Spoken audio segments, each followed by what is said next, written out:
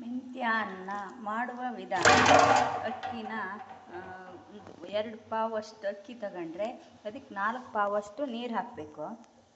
ಹಾಗೆ ಚಂದ ತೊಳೆದು ಬೇಯಕ್ಕೆ ಇಟ್ಕೋಬೇಕು.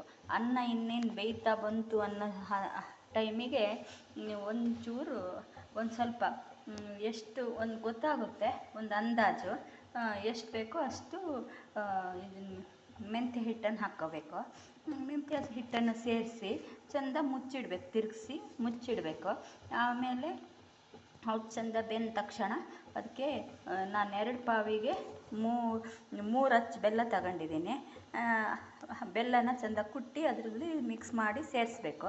ಆನಂತರ ಮುಚ್ಚಿಟ್ಕೊಂಡು ಅದಕ್ಕೊಂಚೂರು ಕಾಯಿ ತುರಿನ ತುರಿದು ಅದಕ್ಕೆ ಹಾಕಬೇಕು. ಆನಂತರ ಒಂಚೂರು ಬೆಣ್ಣೆ ಹಾಕಬೇಕು.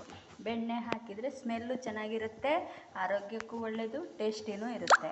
ಆನಂತರ ಅದನ್ನು ಹಾಗೆ ಮುಚ್ಚಿಟ್ಟು ಒಂದು ಬೆಂದ ಹದಕ್ಕೆ ಬೇಯುತ್ತಲ್ಲ, ಈ ಹದಕ್ಕೆ ಬೆಂದ ತಕ್ಷಣ ಇದನ್ನು ಮೆಂತ್ಯ ಅನ್ನನ ಇಳಿಸಿ ತುಪ್ಪ ಸೇರಿಸ್ಕೊಂಡು ತಿನ್ನಬೇಕು. ತುಂಬ ಚೆನ್ನಾಗಾಗುತ್ತೆ, ಆರೋಗ್ಯಕ್ಕೂ ಒಳ್ಳೆಯದಾಗುತ್ತೆ. ಮತ್ತು ಇದೇ ರೀತಿ ಮೆಂತ್ಯ ಹಿಟ್ಟನ್ನು ಮಾಡ್ಬೋದು. ಮೆಂತ್ಯ ಹಿಟ್ಟು ಮಾಡುವ ವಿಧಾನ ಹೇಗೆ ಅಂದರೆ, ಮೆಂತ್ಯ ಹಿಟ್ಟು ಮೊದಲು ಅಕ್ಕಿನ ಚಂದ ಕೆಂಪಾಗುವಂಗೆ ಹುರ್ಕೋಬೇಕು. ಆನಂತರ ಇದು ಮೆಂತ್ಯನೂ ಹುರಿದು ಪುಡಿ ಮಾಡಿ ಇಟ್ಕೋಬೇಕು. 1 ಲೋಟ ಅಕ್ಕಿಗೆ 1/4 ಲೋಟದಷ್ಟು ಮೆಂತ್ಯ ಹಿಟ್ಟು ಮಾಡ್ಕೋಬೇಕು. ಮೆಂತ್ಯ ಹಿಟ್ಟಿಗೆ 1 ಲೋಟ ಹಿಟ್ಟಿಗೆ 3 ಪ್ರಮಾಣದಷ್ಟು ನೀರು ಸೇರಿಸ್ಕೋಬೇಕು. 3-3.5 ಹಾಕಿದ್ರೂ ಇದಾಗಲ್ಲ.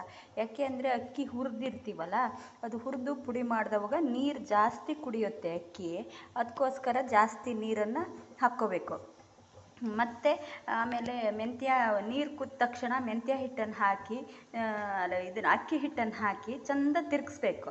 ಆನಂತರ ಅದಕ್ಕೆ ಬೆಲ್ಲ ಹಾಕಬೇಕು.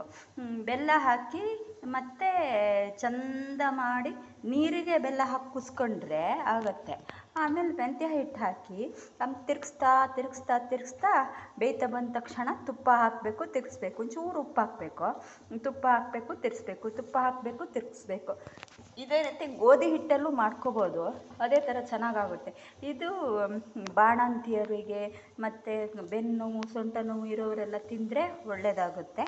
ಮೆಂತ್ಯ ಆರೋಗ್ಯಕ್ಕೆ ತಂಪು, ಚೆನ್ನಾಗಿರುತ್ತೆ.